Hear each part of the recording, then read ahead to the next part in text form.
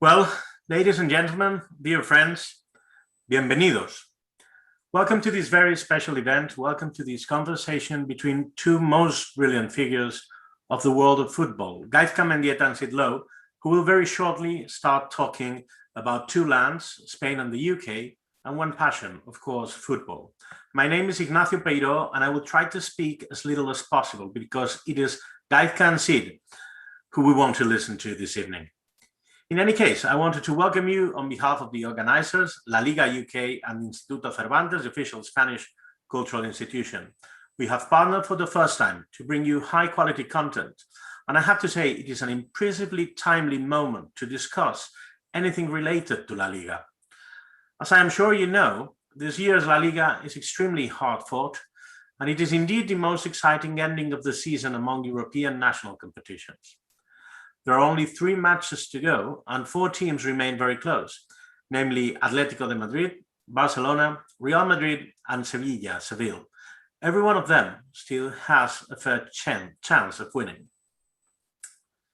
But I would also like to point out other 2 aspects that bear witness to the excitement of the current La Liga season. First, there are other 4 teams that are also competing for the places in the Europa League. Real Betis, from Seville as well, Real Sociedad of San Sebastián Donosti, Villarreal, and Granada. And there is also lots going on near the relegation zone with Elche, Eibar, and Huesca extremely close one to another at the bottom of the classification. How all this will evolve during the next few weeks is something you can all watch from the 24/7 TV channel devoted to Spanish football here in the UK, La Liga TV, where both our guests today are regular commentators. And I know you all know them very well, but we have to stick to the formalities. And I will very briefly summarize both Sid and Gaizka's trajectories so far. Gaizka Mendieta was born in the Basque Country and raised in Castellón in the Valencian community. He first started playing there for Club Deportivo Tonin and later moved to Club Deportivo Castellón, where he immediately caught the eye of Valencia, always a very important player in La Liga. During his time with Valencia, Mendieta won the Copa del Rey and the Supercopa de España. In 2001, he was signed by Lazio in Italy and later returned to La Liga to shine with Barcelona. After his time with the Catalan team, he came to England to play for Middlesbrough, where he has always been a much-loved character. It was here in Britain in 2008 that he ended his career, and he must have grown a strong affection to the country, for he is still based here. Gaizka has played 2 Champions League finals and represented the Spanish national team and remains one of the best midfielders of these 2 first decades of the century. And now with Sid Lowe, who was born in London and is based in Madrid.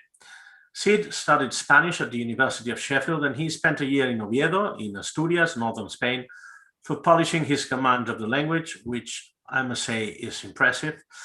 There in Oviedo, he became a fan of the local club, Real Oviedo, and he was later going to take a master's degree in history, followed by a PhD on 20th century Spanish history. Sid is a very well-known international columnist and journalist, covering Spanish football for The Guardian, among other publications, and of course for La Liga TV as well. Amigas, amigos, it is now the time to start talking about football culture, about similarities and differences between La Liga, the Premier League, and the fans, and everything related to these topics, including switching countries, adapting to a new environment, and also learning a new language. Just a few words about how the event is going to take place, to evolve. I will be asking questions to both Gaizka and Sid, and we will keep talking for, let's say, 45 to 60 minutes. And this will be followed by some Q&A. Whoever wants to ask a question, please type it in the chat, and I will pick it up from there at the end. We have gathered a large audience today. Thank you very much for this. And of course, thank you, Gaizka and Sid, for your availability, and our friends of La Liga, big gracias to them for setting it all up with us. And without further ado, I will open fire with a question that I think, after yesterday's match, is unavoidable. What do you expect, Gaizka, from these last few matches remaining? Do you have a favorite for this La Liga season? Who deserves to win, if anyone? Thank you. Hi everyone. Good evening. Good afternoon. Thanks everyone for joining us. Well, like you said, it's been an amazing end of the season in La Liga. Like it's been for many years, but of course, having maybe after the last weekend, a Sevilla a bit less options in the championship to win the championship still, but still with some opportunities. That depends on the result. I don't think these three last games are gonna be like everyone expects, like an easy ride. Like we didn't expect the last four. As we've seen La Liga as a tournament being as competitive as it's been.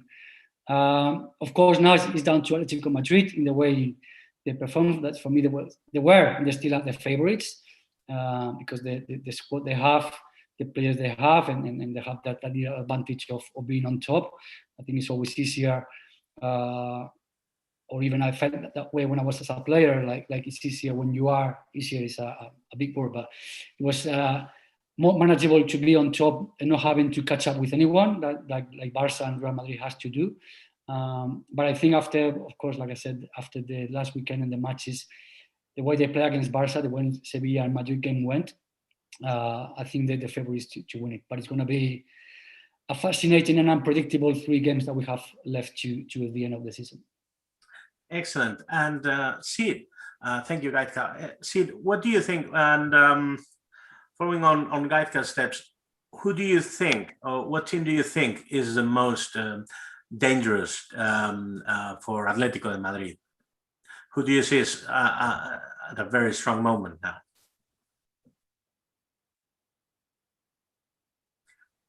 We can't hear you, Sid. That's right. Okay, I'm unmuted now. This is the beginning of every conversation for the last 18 months, isn't it? Can you hear me? Yes, you can hear me. So first of all, hello to everybody. I think if we've learned anything over the last month or so in La Liga, it's that we don't know anything. Every time we think that the league is going to fit into a certain type of pattern, it doesn't happen.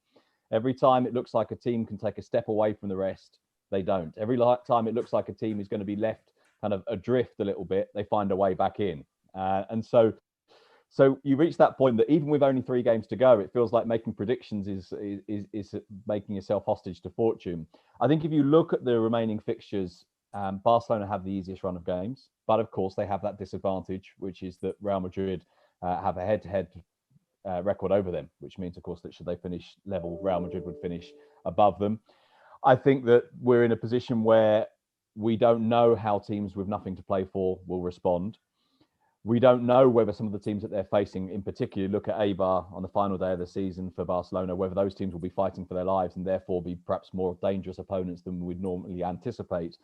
So right now, I think it's very hard to give an answer. And bear in mind as well that last night, with 2 minutes to go, it looked like Real Madrid might well be out of it. Then they get that late equaliser, which isn't enough because they needed a victory, but it's certainly enough to mean that we don't know. And so I think what I've done, Ignacio, to be honest, is avoid giving you an answer because I think, as I say, all the way through this season, the one thing we found out is that we haven't got a clue.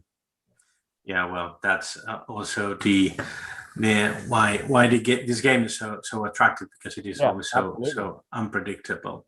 And said, just going a bit backwards, how did you first discover the other football culture?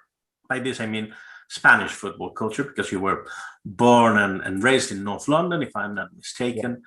What impressions, what early memories, even misconceptions did you have at first about Spanish football, if any at all? Yeah, I think the first thing that football does is it gives you the excuse to talk to people. And I think in particular when you go to a country for the first time, and obviously in Gaizka's case, it's different because you go as a football player. And so you go as someone that people already know and recognize. But when you go to a country, I think for the first time, football provides access to people. And that's fundamentally, I think, the most important part about going anywhere is finding an excuse or a way, or if you like, a portal to being able to engage with people. And so the first time I went to Spain was actually in Lorca in Murcia when I was a 13-year-old on a Spanish exchange. And I remember the kind of the role that football played there was really so simple as, because you're talking about a 13-year-old who has no Spanish at all. It was as simple as being able to name a couple of players at Barcelona and Real Madrid, and that building a certain degree of complicity with people that you can talk to, and you can't express almost anything else. But you can express that you know the name of some football clubs. when I went to Oviedo as a student, and I would have been 20, I think. At that point, of course, I spoke some Spanish because I was there as a third-year university student.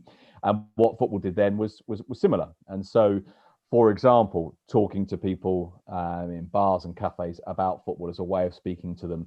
I remember in particular going out wearing a football shirt one night, and that being the excuse for people to come to me and talk to me, because in a city like Oviedo, you don't actually expect to see people wearing football shirts from other countries, and so that kind of provided an access point. And then in my case, and obviously this is very much like Gaizka's in a way, although obviously at a far lower level of quality, playing football for a local club was a fantastic way to engaging with people, to making friends. And I think that's the fundamental point to any kind of relationship with a country, is being able to engage with the people, and football is the, if you like, the excuse for that. In terms of conceptions and ideas of it, I suppose you go and you discover that football is played differently. Even I remember in Oviedo, the thing that really struck me, for example, was the prevalence of football sala. I'd never played football sala before. I'd never played on small five-a-side pitches with a ball that doesn't bounce, as you do in Spain. And I'd just never seen that before.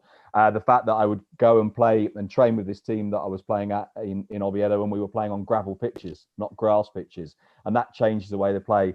The existence, and this is one I'm sure will sound familiar to Gaizka, the existence of the position media punta. I'd never heard of media punta before, but everybody played with media punta. Even if you were playing at the really rather low level that I was playing at, people would still talk about one of the players is a media punta. And just that kind of sense of the way that you can see football is different. But fundamentally, what it does is give you a connection to the people around you. Mm-hmm. Excellent. That's excellent. See, yes, it's funny that you mentioned football sala, which I have never seen football sala in Britain either. It's funny, yes. And I love that description he made. Sorry, the ball that doesn't bounce. Yeah, that's quite loud. What do you think about football sala, Gaizka? How do you call football sala in English at all? See, football. Yeah, I think it is. Oh, yeah. Yeah, we've adopted the sort of the Brazilian version of it, isn't it? To call it futsal or football or something like that. Yeah. To take the word from Brazilian. I remember when I was in Oviedo, we went, a group of English lads went to see a guy called Keith Thompson, who was an English player who played for Real Oviedo, a winger who played for Real Oviedo, and he had a sports shop. And we went to see him, and we'd only been in Oviedo for a couple of weeks, but we sort of decided we needed to meet this English guy who played for Real Oviedo. So we went to his sports shop. And I remember having a conversation with him about what is football sala. And he said, well, it's five-a-side football on a small pitch with a ball. And he's from Birmingham, so this perhaps helps to explain it, with a ball that is like a pudding.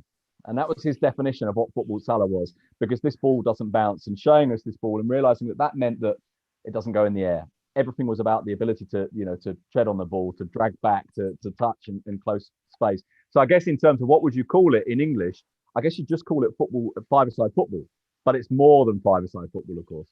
Mm-hmm. So now that they have the futsal, and it's actually getting quite big. But that's also I think that's what it makes Spanish players in particular who we are and what we are, and it's the ability to play. We play probably at school. That's how I started to play at school in a concrete small pitch. Of course, it wasn't 5-5. It was like 10v10 or 20v20, whatever. Whoever was on the playground, and they would join either of the teams. But I think that's always distinguished Spanish players in a way that will be the ability to keep the ball on the grass. And that's why always my argument when I came to England, where I would go to play abroad, like, no, just keep the ball on the grass. You don't have to, the ball on the air is uncontrollable. The ball on the grass is easier to control. So keep it on the ground. And I think also the ability to move around, how you find the spaces, because whether if it's independently of the number of players that are playing, you always need to find the spaces around to either support or to find yourself with the ball. And that's a sport, of course, now being played more, but at the time, of course, it was quite an unknown sport in the UK. So at the end of the day, it teaches you as well certain things, football sala. And you've talked about this keeping the ball on the grass. What did you know about English football before coming to Britain? What would you say in Spain is pelotazo, so keeping the ball in the air? What were your impressions, and did you see those early conceptions confirmed, or is it more fluid now? Oh, it's definitely changed in the way. I said the first time when I used to watch the Premier League, the English football in TV, of course, in Spain, it was only one game broadcasted, and that was, I think, Saturdays 4:00, 3:00, whenever, obviously 4:00, I think, was the kickoff, Spanish time. And I would watch, of course, that game. I was always a big fan in the sense, as much as in those days, I'm not going to say how long ago, but in those days when you could follow or watch English football, it wasn't easy. But for everyone that loves football, England was the place that invented football, the place where football, it was so passionate. But maybe we'll talk about that later, but in a different way. Because the passion for football that is lived in Spain, and I found something similar in Italy, but certainly completely different in the UK. In those days, in terms of atmosphere, was different. In the way that I remember, like a throw-in was like almost like a penalty kick or like a free kick. A corner kick was like people will stand up and clap and scream and shout, and like it's only a throw-in. But for them, it was a way to get excited and to support the team in that moment. So it was. I tried to follow it as much as possible. Then when I came to England to play, it was the realization that as a player, as a midfielder, as someone that I wanted the ball on the grass most of the time, wasn't always the case. It was, and I'm sure Sid has had many times, and many of the people listening, put it in the channels. I hated that expression, like put it in the channel. I mean, what's the channel? Basically, it's asking the fullbacks to put the ball, a long and very high ball, into the wide areas. So that basically means skipping the midfielders, where we want the ball. We don't want to have, like in a tennis game, like you more or less watching the ball one side to another. So it was different than what I watch on TV, but I definitely, as I started to grow and to get into the game, I was lucky that Middlesbrough at the time, we had really good players that were able to play that football that I love. That was one of the reasons that I came to Middlesbrough. We play a really nice football, and we are able to keep the ball for longer periods of time on the grass. Is it, however, still more physical, more muscular, English football, do you think? Gaizka and then Sid, possible? Yeah, I found a more intense football with more intensity. I remember my first training sessions was like, are these guys going to stop running at some point? Like when you're playing like 11v11 to the team that is playing against the team that is not playing, to kind of train and practice some of the movements. And it was like non-stop. And I was like, these guys are non-stopping and running. So it was like up and down all the time. So I'd say intensity is first. There was more contact, definitely. So which I like. But again, I think that's changed nowadays, where football, because of course more players from abroad, more coaches from abroad have arrived. Football in general is changed. Science in the sport is big now, so players have become more athletes than actually they were before. And I think in general, football has become more equal, which I don't think is always the best. Do you agree, Sid? Is there still an English difference in the sense, is it still more physical, or is football somehow becoming more homogeneous, more globalized, we could say? Yeah, I think it's definitely more homogeneous than it was. I think the contexts remain, give different identities to football. I think the conditions give different identities to football as well. I genuinely think that while it sounds almost flippant, different conditions, different climates change the way that teams play football. I think you see that even within Spain, that there is a difference between how Basque teams play and how teams from Andalusia play, for example. I think that's a reality. Also, of course, Gaizka's a pioneer of a generation of Spanish players who are the first wave of Spanish players into England, and we've seen huge numbers of Spanish players since then, and we've seen that shift. One of the things, this is a recurring question over the last 10, 15, 20 years, in which a lot of the players that I've interviewed over that time have been Spaniards playing in England. And this question about style and getting used to it is a recurring theme. And a lot of Spanish players will tell you exactly what Gaizka is talking about, that intensity, that the first 3 or 4 games you might think, bloody hell, are these guys ever going to stop? And this is, the intensity and the physicality of the game is quite frightening. But I think the intelligent players, and we've seen it with players like Santi Cazorla, Juan Mata, David Silva, in this recent generation of players who theoretically are tiny, not physically strong, players who you look at them and you might think, if you look at it from a cliched perspective, these are guys that are going to struggle with English football because they don't have the physicality to do it. But actually, they're the guys that have the intelligence to be able to ride that first wave of pressure, and then step into the space beyond it almost. And those players, one of the things that's really struck me, and certainly Cesc Fabregas is very good at expressing this, will argue that English football became easier for them. Because once they could deal with that first wave of pressure, they then found very disorganized defenses. They then found a lot of space in front of them. And so while the initial impact was, boom, this is too tough, once they got through that, they actually found it slightly easier. I don't know if that was your experience of it as well, Gaizka. Yeah, exactly. I think, especially in those early days where tactically teams were very still untamed, whatever, not so strict as probably was in Spain. I'd say even to a certain extent, as much as I can use the word educated in that way, because the English football was more about attacking football. They were not so concerned about if 2 fullbacks went forward and the holding midfielder was forward and only 2 players were defending, where that became more and more relevant for managers and players. So in those days, like Sid's saying, if we were lucky, like of course most of the teams and the players that Sid has mentioned, that because they were playing in a team that it was set up to play that type of football. As soon as you're with easy 1-2s, skip the pressure and find yourself behind that first line of pressure, you have so many spaces and so many opportunities for attacking midfielders, strikers to go forward and find yourself in front of the goal, which I think that's of course what it made that football, or that sort of style of football, so attractive for not only the players but also the fans, because it was very quickly you will find teams creating chances and in front of the goal. Sid has just mentioned, Gaizka, that you were a pioneer in this wave of Spanish football players and also coaches that arrived, that were going to come to England after you came. And I wanted to ask you about your personal experience. Was language a barrier at all for you? Did you learn English through football? Did football help it at all? Did it speed up the process?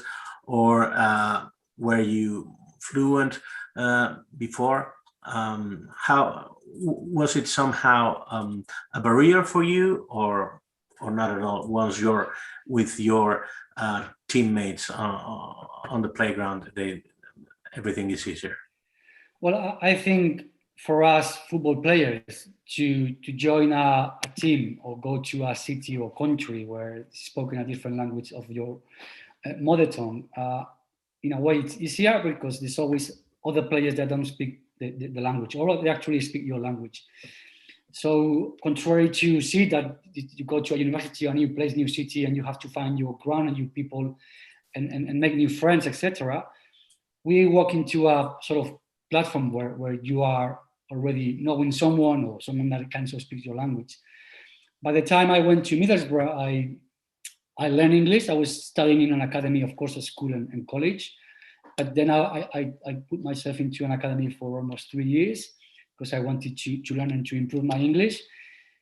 But then I went to the northeast of the country and I found a different language than the one I was learning and studying for many years, which I'm sure happens to many English British people when it goes to Spain and it goes to different parts of the country, and they seem to find the same kind of difficulty that Spanish has the many different ways of speaking it. So it was a kind of a learning curve where I speak to foreigners like non-English, it was kind of easier because they will speak slower, because they will speak sort of the pronunciation, no idioms, so everything was very basic, and it was easier for us to understand each other. And like I said, I was lucky to have Brazilians, Italians, some Spanish, or players that have played in Spain previously. So it was easier for me to communicate in Spanish and have the English some of the times. But I definitely had to speed up my English and learn a bit better of the especially my hearing, in the way I could have English players and next to me talking English, and if I was not really focusing and paying attention, I would not understand what they say. But then, of course, with time, you get used to the accent, the way they speak, certain slang and words that football use in particularly. I remember I had a small booklet that it was basically football vocabulary, and that helped me as well with the months, I'd say, to actually get to speak and understand the locals easier. Yeah. Excellent. And what about you, Sid? We know you always have had a passion for Spanish culture and for all Spanish-related things. How did the language help you to have a better grasp of that culture, and how, and in particular in the world of football, what came first? Your passion for Spanish language, or your passion for La Liga and Spanish culture, or did they arrive at the same time? I think in a way they probably arrive at the same time, insofar as you turn up. In my case, obviously, you turn up in Spain and you love football. So by definition, that's going to be, as I was talking about earlier, that idea of an access point. That's going to be the point of kind of like common cause that you make with the people that you meet. In Oviedo, for example, I remember we actually arrived on the day that Real Oviedo played against Barcelona. It was actually the day that Juan Malillo, the current Manchester City assistant coach, met Pep Guardiola for the first time, because he was the manager of Real Oviedo and Guardiola was playing for Barcelona at the time. And we turned up we arrived in a flight to Bilbao, and we were on a bus from Bilbao to Oviedo. And on the bus, we were listening to the radio. And obviously at that stage, my Spanish was good, but not good enough to understand absolutely everything. But I grasped that Real Oviedo were playing against Barcelona. We arrived in Oviedo, and me and a friend of mine who was a student at Sheffield as well, and another big football fan, we arrived. I don't believe it. How unlucky is this that we arrive in Oviedo and we've already missed Barcelona in the city? We looked at the fixture list, and then we realised we'd already missed Barcelona and Real Madrid and Athletic Club Bilbao. So we'd missed the three biggest clubs in Spain, have already been in Oviedo. So we decided, well, we're not going to make ourselves socios. We're not going to become season ticket holders at Real Oviedo, because we've already missed the big team. But then what happens is the following Sunday you go and you end up going every week. And that being at the game gives you the excuse to talk to people. It gives you the excuse to get the access to them. So I think the language and the football come together, but because you already go with that desire to see football played and that desire to be involved. And then, as I say, obviously on a far lesser level than Gaizka, but playing football helps as well. There is nothing, in terms of language, there is nothing quite like a dressing room in terms of how people speak, the way people speak, the speed of it, the slang, the extent to which a lot of it is taking the piss out of each other. And that kind of stuff can be really, really hard to grasp when you're a foreigner. And for probably the first 4 or 5 months that I was in Oviedo, and bear in mind that I was playing for a team that wasn't even in the city. This was a team from a tiny little pueblo. This is a team of aldeanos, and the accent, the Asturian accent, was very strong. And there were times in those first 4 or 5 months that I would literally just smile and say yes, and I had no idea what was going on. But bit by bit, you get into it. And as Gaizka was talking about the importance of hearing and concentration, and that sense that you start to get a grasp of what you're hearing, and also in the context as well. So even something as simple as the drills that you do in training, you don't know what the manager's asked you to do, but you wait and you see what everyone else does and you copy them. And bit by bit, the words match the actions. And this is, in a way, it's just learning language the way that you naturally learn any language. And it's just that football is the vehicle that enables you to do it. Yeah. Did you see it, by the way, did you notice there is in northern Spain, in the Basque Country, in Asturias, in Santander, Cantabria, and Galicia, you have mentioned before that there maybe football is a bit different from other parts of the country. So for instance, what you usually think about Basque football is that it is very close to English football. have you experienced that yourself? Would you say that it's true, or is it a myth, or maybe it was so in the 1950s and not anymore? Well, I've always said this. I think one of the significant things that's worth remembering is that myths matter even when they are myths, because people buy into them, and that helps to create the identity a little bit. And so, for example, I remember in that year in Oviedo, when Oviedo was due to go and play at San Mamés, or in fact, I remember going to see Oviedo play at Anoeta against Real Sociedad on a bus with a peña, and 6 hours on a bus with a peña is a great way to learn the language as well. It's not a particularly healthy way to learn a language, but it's a great way to learn a language. And I remember Spanish friends in Asturias saying to me, you're going to love San Mamés. It's so British. It's so much like English football. And of course, these were Spaniards who'd never been in England before. They had no idea what English football was like, but there was this kind of concept that sort of said, we embrace British identities and British ideals of how football is. And so I think what happens is, in a way, those things become true because they are self-fulfilling. They kind of become true even when they're not. But certainly I think it's true that if you see fan culture at Athletic and at Real Sociedad, the same is true, I think, at Alaves. Eibar is slightly different because it's such a small club and a recent arrival in the first division. But those three clubs, I think it's possible to go there and feel like the parallels to British football are stronger than if you go to, say, Betis or Sevilla or Malaga or a club in the south. Mm-hmm. And it's funny. And I mean, you're based in Spain. You have lived and worked there for a long time. What would you recommend to someone who is going to live or work there, and maybe specifically those who are going to work either in football in particular, or in sports, or journalism and communication in general? What would you recommend, apart from going to Instituto Cervantes to take lessons, of course?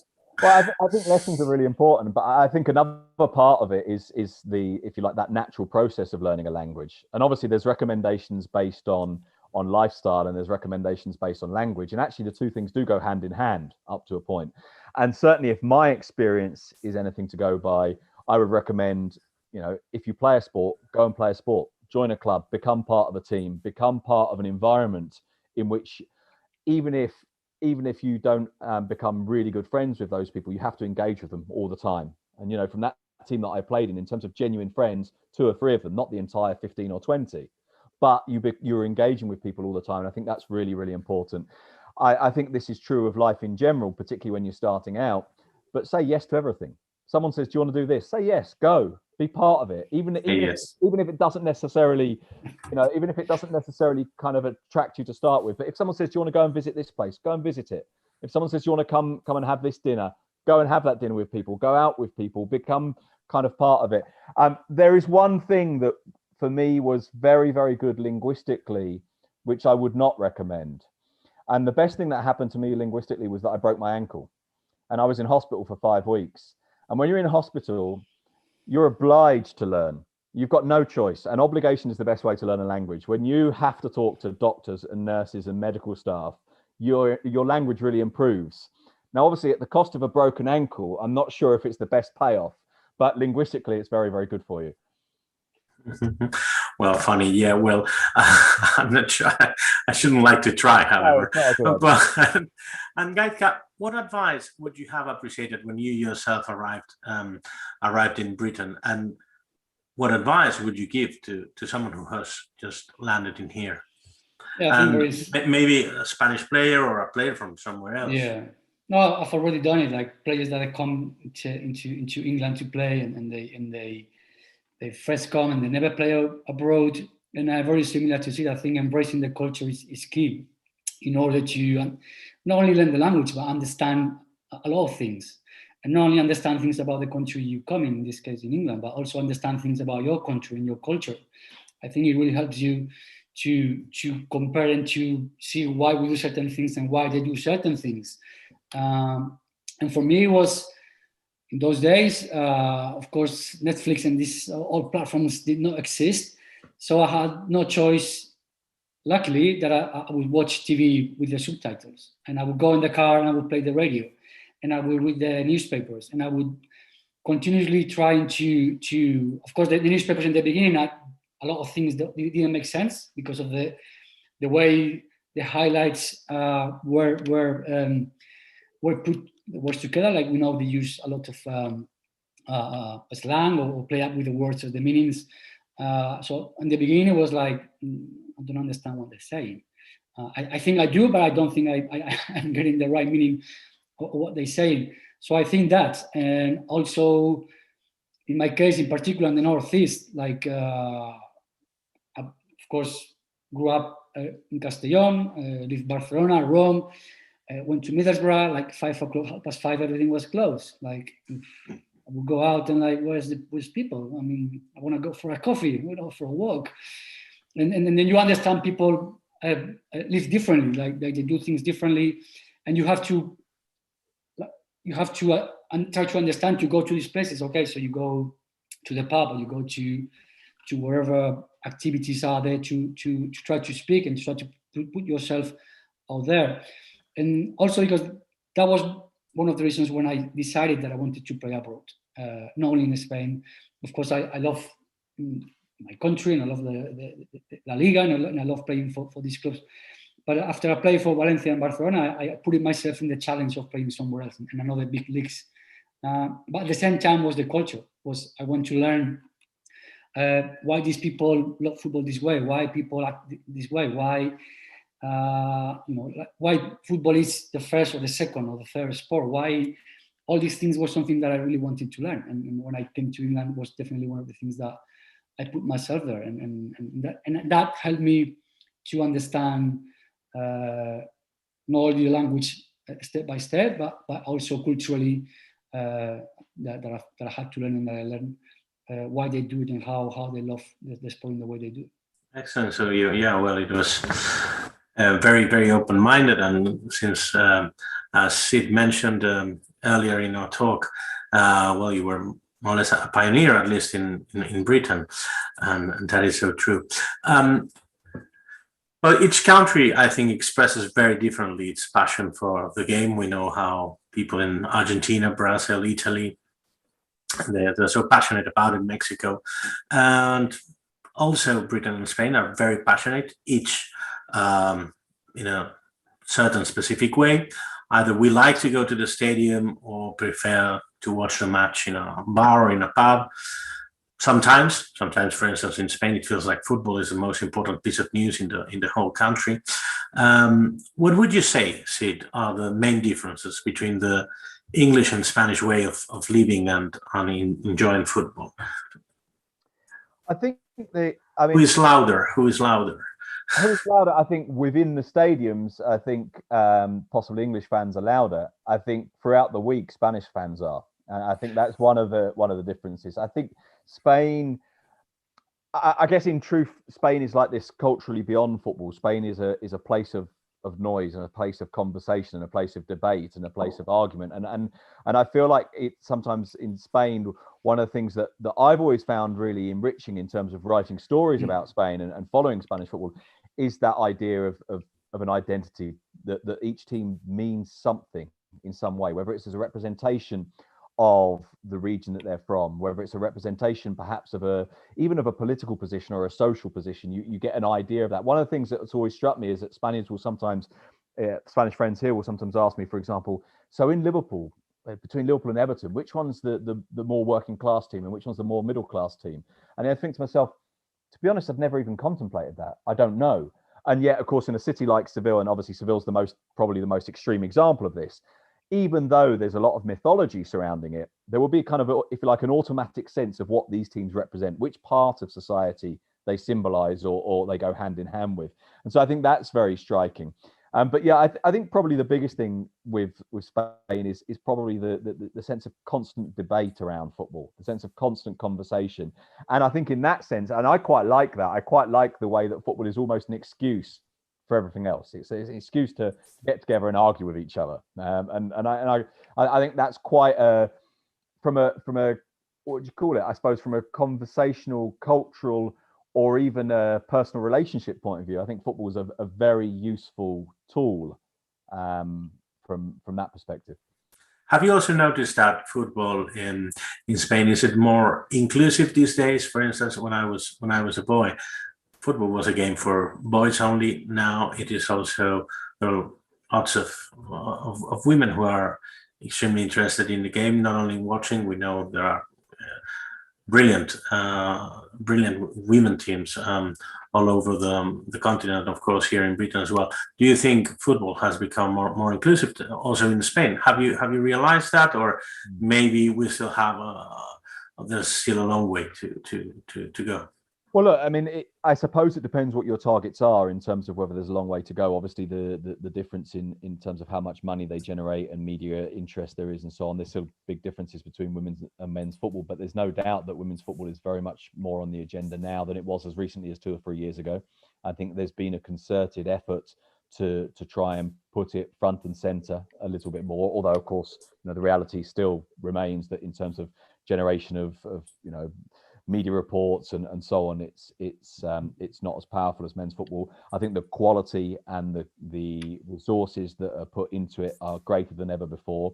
I think in terms of the two countries and the way that stadiums feel when you go as a fan, I feel like Spanish stadiums feel probably more mixed than the English stadiums. Although I say this as someone who's lived in Spain for a long time and I haven't been to many games in recent years, but I feel like there is still possibly a stronger sense of, I don't know how to describe it, I suppose, old-fashioned masculinity about English grounds than you probably get in Spain. That may well be the case, but there's no doubt that it's shifting, that it's changing, and I think that it's heading in a very interesting direction. And I think it's one of the things, I suppose, with the development of women's football as well is to perhaps realize and tell ourselves that it needn't necessarily develop along the same lines as men's football. So I think sometimes we see women's football as trying to do the things men's football does.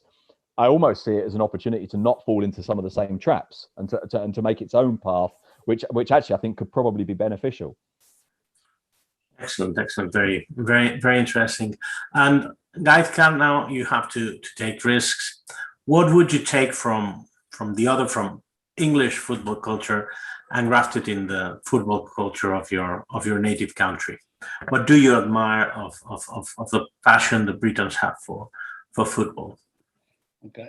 Well, first, allow me, not only the inclusion, you mentioned the inclusion football, but I'd like to say also like LaLiga has LaLiga Genuine that has been amazing in the last 3-4 years.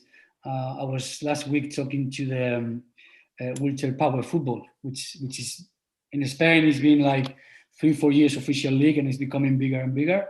And where in England, it's already been like almost 10 years. So I think football is such a powerful tool socially that it reaches and at the same time brings so many different type of person and abilities together. So not only the women's, which of course is probably the most clear sport in terms of becoming closer to football. In terms of Champions League as well is making for next year is going to make the same format for women's football as men's. So it is in football in that respect is great. Regarding your question, the things I loved when I came to England was actually the fans, and I'm going to have to disagree with Sid here. In terms of, I think Spanish stadiums are noisier, not necessarily always in the good way, but certainly I think they're noisier. And when I've brought English or British friends into stadiums in Spain, they found it like louder in the sense of very, very, very loud in terms within the stadium, also outside the stadium.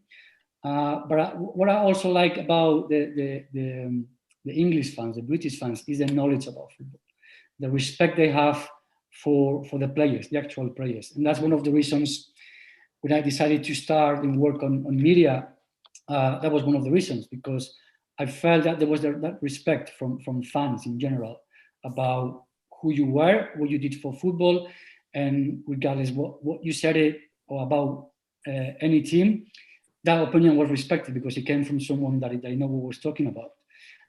When I think in Spain, we're a bit more political in the way I say, if I don't know, I want to mention any names, but if I say something about teams, it always kind of get of a controversy because someone has said it, why are you saying this about this team? Of course, because you are the opposition team fan or whatever it is. So it always gets kind of controversy in the comments that former players do about eternal rival. I think as well, Gaizka, in Spain, in media terms at least, I think that's deliberate. That's the other problem with it. I think what happens is that radio stations and TV stations in Spain will take a commentator or a pundit or an ex-professional, and they will have them there to identify them with a particular club, with a club, for example, that they've played with. So, for example, if there is a game, so tomorrow night, Barcelona play at Levante.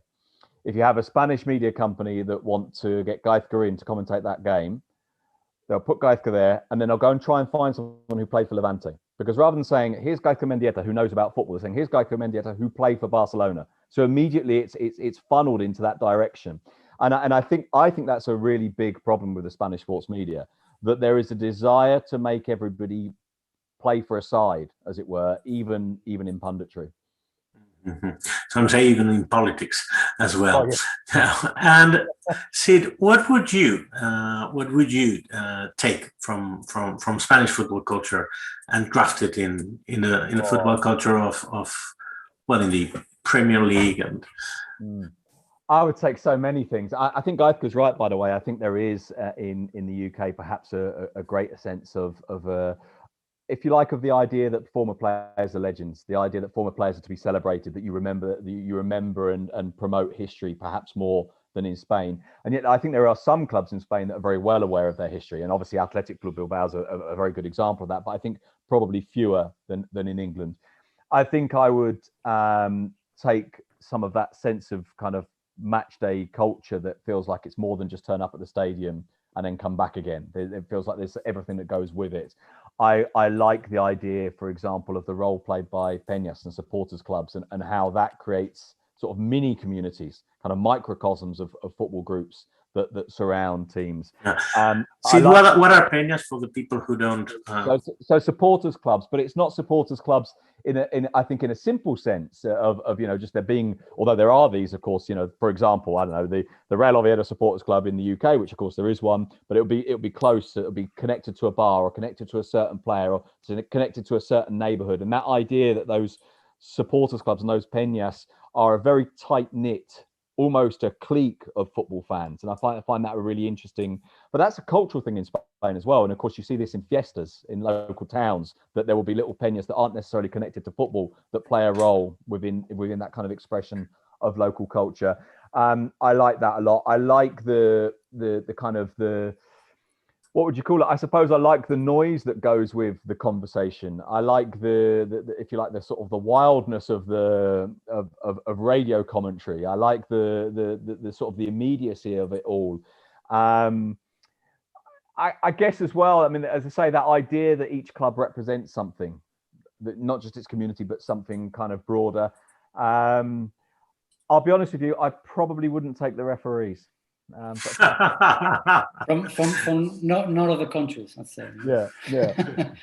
No, I think something that maybe in Spain is more identified, and it's like every club or every region, it's very particular. Where in the way UK in football terms, I think it's more unified. Where of course they all play different depending on the culture of the club, the city, but I think it's more identifiable in Spain, where you have, even from the north, a Galician team, or what it comes with it, which is the culture, the history, the gastronomy, everything that it comes with it. And different regions in Spain is different, which I think it makes it so special as well. When people go watch a match, you go there because I'm going to eat a chuletón, I'm going to eat a paella, I'm going to eat seafood.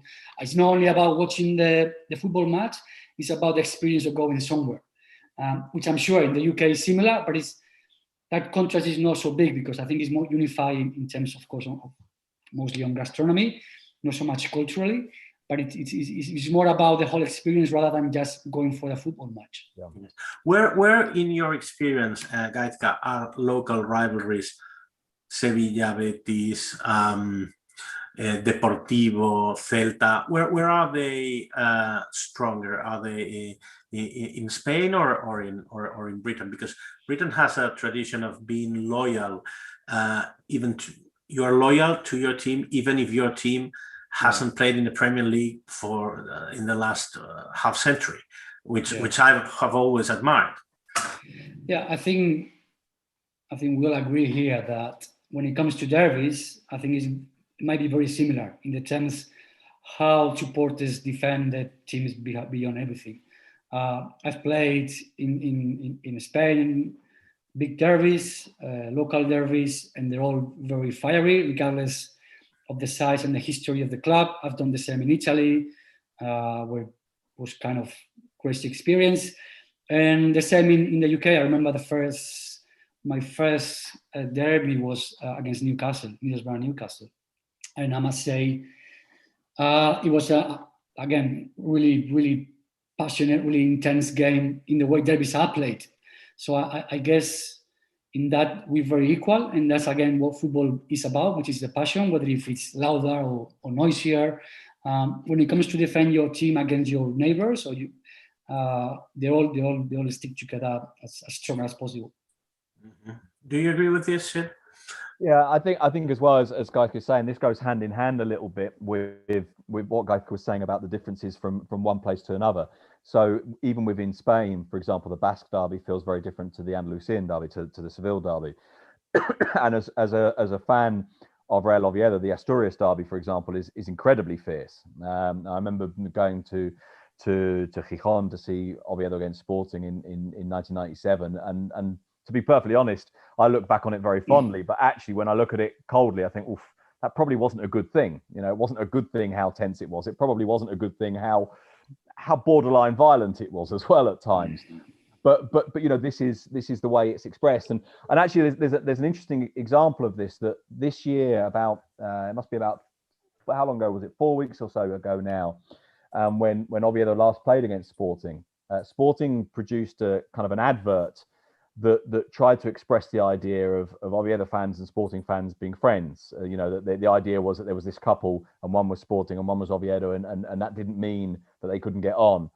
And quite a lot of Oviedo fans, and actually quite a lot of Sporting fans as well, sort of rejected this, because what they were saying was, why are you trying to impose upon us the idea that we're like the Basque derby, that we all get on and we're all friendly? We're not. We don't get on. We're not friendly, at least when this derby comes around. And so I think there was an awareness that the way that different communities live their derbies can change. And as I say, in Asturias, it's different to in the Basque Country, which is different again to in Madrid, and it's different again to in Seville, for example. I mean, probably the best example of that, I suppose, is of course the European Cup final in Lisbon, where Atletico Madrid and Real Madrid went together. 60 or 70,000 Madrileños went down the motorway through Badajoz into Portugal.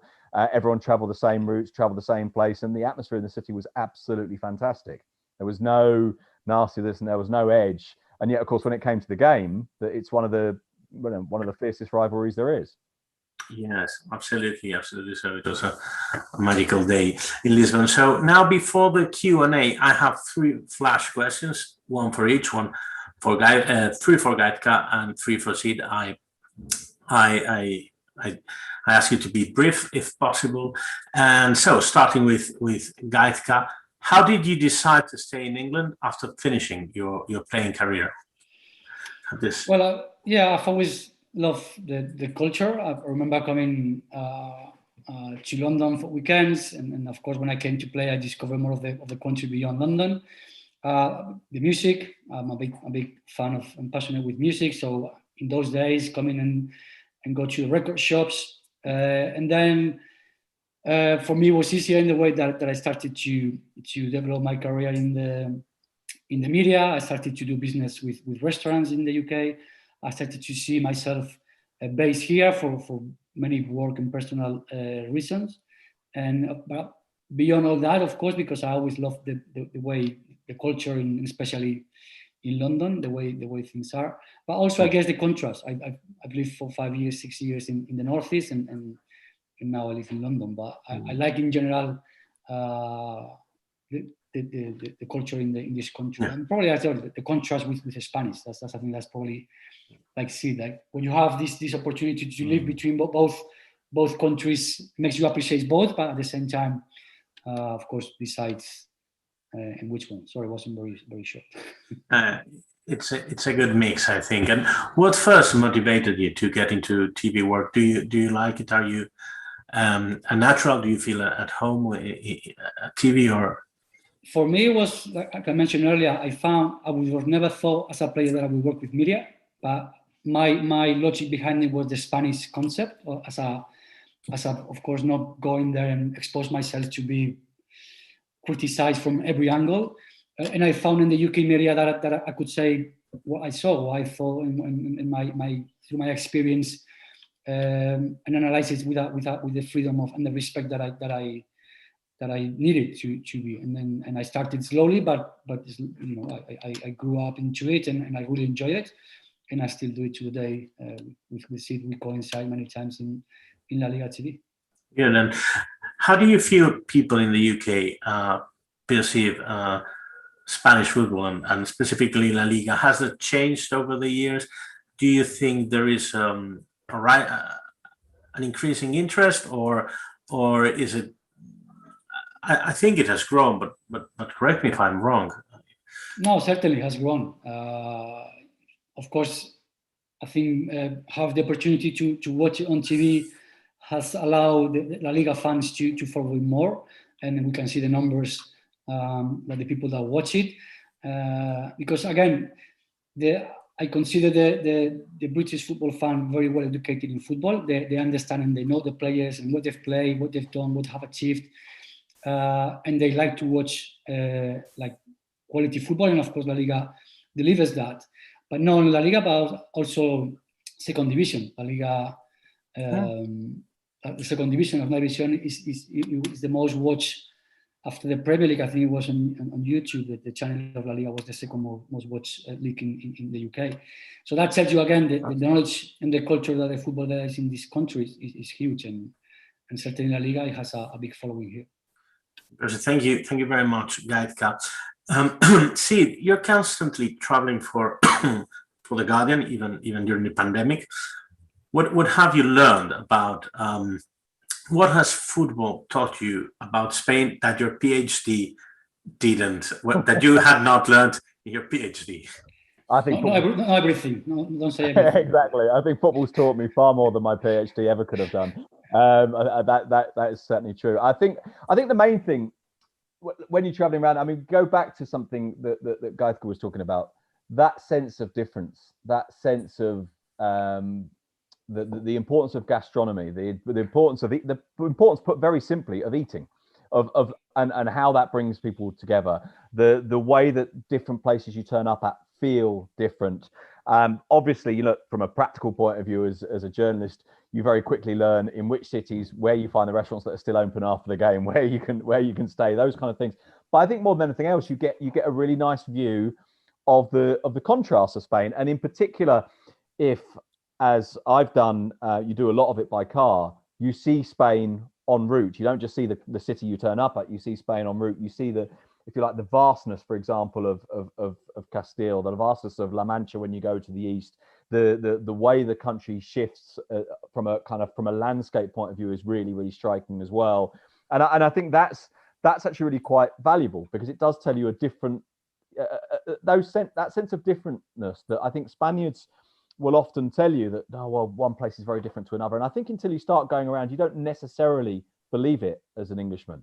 You don't necessarily believe that people can be so different in Oviedo as they are, for example, in Cadiz, or from Galicia to Alicante. But I think as you travel around, you start to get a feel for that. And yet, of course, at the same time, you have a lot of the things that are shared across Spain. A lot of the mindsets are similar. And obviously, football is one of those things that that agglutinates all of that. And I remember a colleague coming here, a guy called Alex Leaf came here to write a book about David Beckham's first season. And he wrote the book that was, in a way, what I thought a lot of people should have done, or what we should all have been doing, which was, you don't come to Spain and write a book about David Beckham. You don't follow him around Spain and write about what David Beckham did. You follow him around Spain and you write about all the cities that David Beckham didn't get to see because he was locked in a hotel. and you use Beckham as your vehicle to go and see everything else. And I remember Alex, who I spent quite a lot of time with during that year, coming to the conclusion at the end that the only thing that he could think of that made all these parts of Spain united was football. And at the end of it, the only thing they were all interested in, no matter where he went, was the football. And it's a bit of an exaggeration, but there was a certain element of truth in that it was the, if you like, the glue that held it all together. Yeah, and olive oil. Yeah, and olive oil, definitely, and olive oil. Yeah, although from different places. I mean, I've got a friend from Jaén who will not let me buy olive oil from anywhere other than Jaén. He just of course. Will not let me do it. Yeah. Olive oil patriots, we call them. Well, thank you very much. But I think I've just changed my mind since there are so many brilliant questions from our audience. I'm going to give them the floor, and we have one from Stephen Bickles. Sorry if I didn't read if you didn't pronounce your name well, but I think it is interesting. Is the atmosphere of football grounds changing in Spain the way they have apparently changed in England? For example, Highbury and Upton Park being intimidating fortresses compared to the Emirates, which is known as the Library. I didn't know that. And the Olympic Stadium being, well, not full of energy, he would say. And he says he would hate to think of the Nou Camp as quiet. What do you think that these atmospheres have changed? Are we all a bit more stiff, more rigid? Sid? Guys, I'm wondering what it's like from a footballer's point of view. I must say, as a journalist, there are times when I've sat at the Camp Nou and I've been surprised how quiet it can be, given how big it is. You're talking about a stadium that holds nearly 100,000 people. And there are times when I sometimes think, wow, if all of these people actually made a noise, this place would be amazing. Now, obviously, on the really big nights against Real Madrid, it really does. Which is why I feel like I want to pass this over to Gaizka to know what it sounds like when you're actually down at pitch level. Because it's very easy for me to say that sitting up there, but I don't know if down there it feels far more intimidating than it does to me sitting in the press box. Depends what they say, but yes, it normally does, yes. But I think also it's not so much the fans in the way they express themselves, which kind of, it might have changed slightly, but it's quite very similar. I think it has to do with the architecture and the way the stadiums are built. And although, like she's saying, Nou Camp can be very noisy. I've been there in a Barça Madrid, and it's, believe me, it's really noisy, but it could be very quiet. So if we speak about stadiums that play in Highbury, it was very noisy as well. And when you play in the Emirates, it is noisy, but it's not that noisy. You feel it like the noise is a bit farther out. So it's the way the stadiums are being built, and because they're bigger, they're wider, and the fans, even if they have like an athletic track, could be even farther up, like it happened with Real Sociedad. They had to change because they felt the fans were too far from the stadium, and you want the fans to be there as close as possible to the stadium. So I think it's the architecture of the stadium rather than the fans.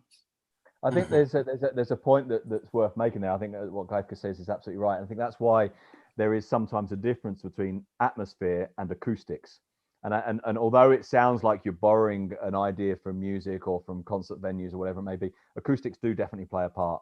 And I think one of the things that I was really struck by with the new San Mamés was that the acoustics are very good compared, for example, to the Emirates. It feels like maybe there's something in the way that it's built that holds the sound in better, and the sound feels bigger and more encompassing. It feels like it surrounds you more. And I think that's definitely true. I feel like this is possibly one of the reasons why English stadiums sometimes sound noisier, is actually perhaps because they're older, perhaps because they're closer to the pitch, perhaps because the fans are packed in a bit tighter. Maybe they're a little bit less comfortable, but that helps to make them a little bit noisier. I think older stadiums perhaps have that a little bit more than the new ones do. Well, thank you very much, both. And getting personal for Gaizka, and then what was your favorite experience in a match in the UK, and why playing a match? In a match, well, I'd say two, if you allow me. One certainly was, like I said earlier, like having a throw in halfway line and the fans standing up, and you like looking around like, what's happening? Am I missing something? Like, oh no, it's just the throw in. Okay, let's just get the throw in. And then I remember it happened when I came with Valencia or Barça to play in the UK, the Champions League, but also, of course, playing with Middlesbrough in the regular games in the Premier League. And I had to hold my laugh when it happened. And it was a teammate, someone like kicked the ball, tried to shot from outside the box, but like sometimes it happens, the ball went like in the stands. In the stands, rather than boo you, or they make that whistling like they were birds, like the birds were flying out because the ball went that high. So I found it very funny, like probably very, very British humor in the sense of they very subtle in the way they're telling you, you know, your ball is going out to space and you're too bad. So yeah, those two things probably I found quite interesting. Excellent. And now for Sid, David Lynch. I guess it's not David Lynch, or maybe he is. Question: you have to take risks as well in answering this. The stadium with the best atmosphere in Spain, and he says he loved the Calderón, which is now sadly gone. And I think he may have a point. What's your view on this? That's You're going to offend a lot of people with this. I know I'm going to annoy a lot of people. I mean, what I could do, of course, here is just play home and just say the Carlos Tartiere, but that wouldn't actually be the truth. I mean, look, in the first division, I think both of the grounds in Seville are fabulous. I think if you go to the Benito Villamarín, or if you go to the Sánchez Pizjuán, it's brilliant. I don't think there is a team anthem like Sevilla's, and they've done an amazing job of creating a new anthem and making it feel like it's always been their anthem, make it a sense of history. I would say that given the size of them, the Bernabeu and the Camp Nou can both be disappointing, given how big they are and how big you expect them to be. I think obviously San Mamés, but I preferred the old San Mamés to the new one, perhaps because of that sense of tradition and history. And I think on a good night, because the stadium is so steep, so tight to the pitch, and when it's edgy, Mestalla is fabulous. Mestalla against Real Madrid is always brilliant. Really? Do you agree with that, with your Mestalla experience, Gaizka? Absolutely agree. In the sense, I think also because, again, we go back to the architecture, and when the stadium, the way it's built, so high, so steep, you feel like the fans are there. And Valencia fans, we all know that they're very passionate, and when they're behind you, you feel them, and of course the opposition team feel them in the negative context. Yeah, good. And now one about languages. Gaizka, did the club help you? There are two questions on the same subject. Funny. Did the club help you with your language when you arrived in England? And there's another more general. Do clubs help? What do clubs do to in a way to facilitate the integration of players? Because I mean, we came from Spain to the UK, but I'm sure there are even stronger cultural shocks. Yeah, they do, and they did.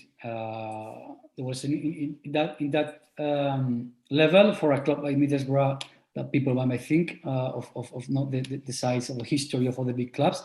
The structure that they had and the facilities and the support that they have was incredible. From finding a teacher if I needed to, teacher English, to find houses, a school for kids. I think in that respect, nowadays most clubs have a department that dedicates to that, because they've realized, of course, that the easier they make for players to find all these things, and of course to integrate them as soon as possible within the culture and the club, and most thing and most importantly the language. They will help you to find the teachers and accommodate them to your needs. And in my case, yes, from the club, there was the opportunity to have the classes with a teacher. They are more sensitive now to this issue than they used to be, do you think? Oh no, definitely. Like I said, like years ago, not many clubs will have people that dedicate a department for this. Like even Valencia, even Barcelona, Madrid, like in the 90s, in the 80s, there was no, I guess because culturally there was not many players also for foreign countries. There was a limited number of players that would come. So there might be some recommendations, some friends, but not from the club itself. And of course, as more players will become to either country, the clubs realize that there was a need for this and to facilitate players to settle. Good. So I think we're going to start. This is we're going to put a close to this now, but there is a very nice personal testimony Sid, someone writes, as a final year Spanish student at the University of Leeds, I really resonate with your experience of football whilst abroad as a student. Spending my third year in Barcelona, I had a similar time playing local football with Catalan guys twice my age and loving every moment. It was great to have something in common and to bond over. As a budding sports journalist with an interest in Spanish culture and football like yourself, how did you go from making your passions your career? Any tips would be greatly appreciated. And he thanks Gaizka as well.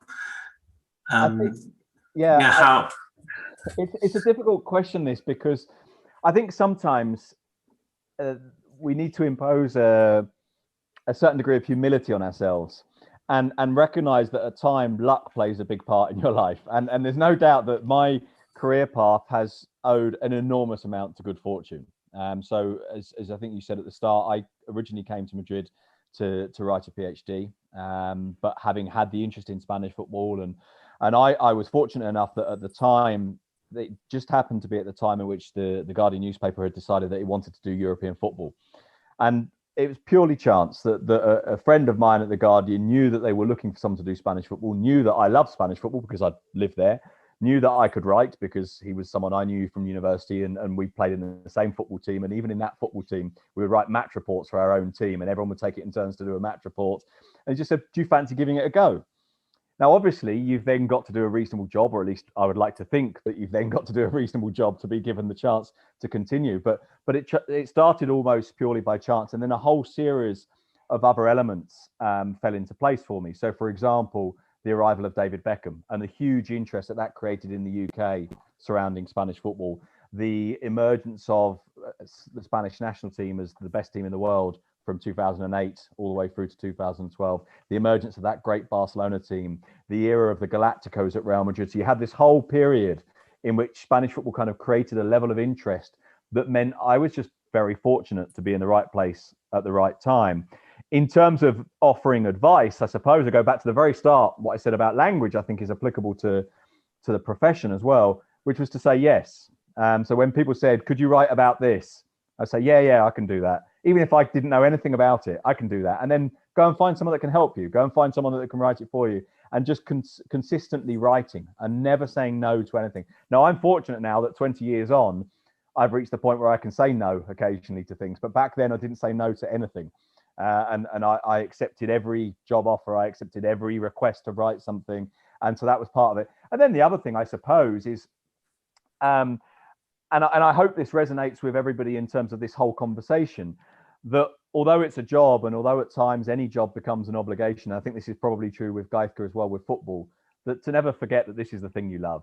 You know, this is the thing that you're enjoying, and it's a passion. And to remember that this is quite fun too. And look, I'm not going to deny it. There are days when I don't enjoy this, and there are days when I think it's a pain in the arse, to be perfectly honest. And there are days when you're tired and you're not particularly enthusiastic.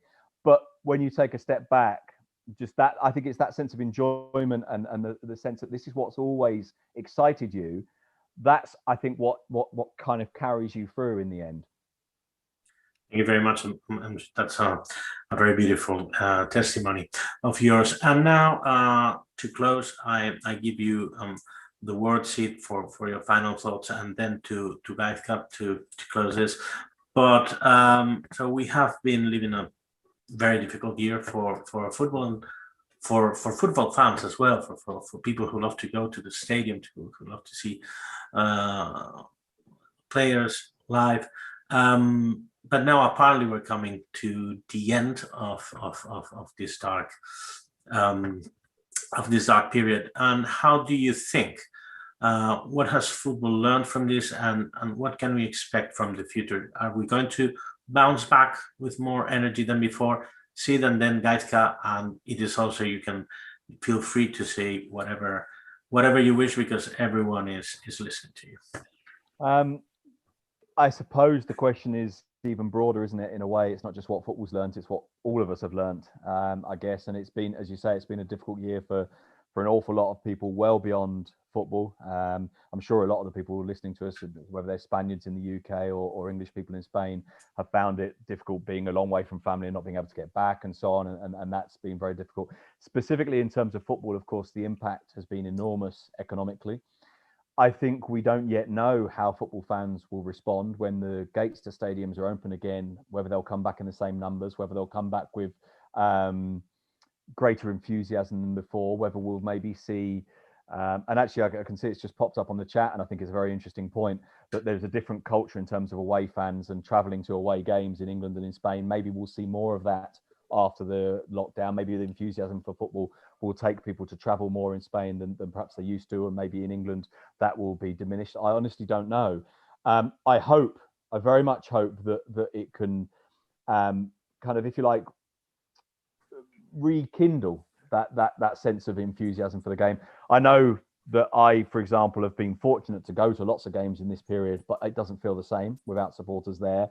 And I know, and when the year came up from, and forgive me for going personal for a moment, but when a year came up from the last time that I'd been to a game with my son, not as a worker, but to watch a game, to enjoy a game, I kind of really hit that I'd missed it. And I must admit, I'm very, very conscious that the first time we can go to games as fans, I'm absolutely desperate to do so. And I suspect a lot of people feel the same, but I don't know how we'll react. And I just hope that it feels the same. I hope that we feel the enthusiasm, and maybe actually it feels better. Maybe we appreciate through the absence what we've missed.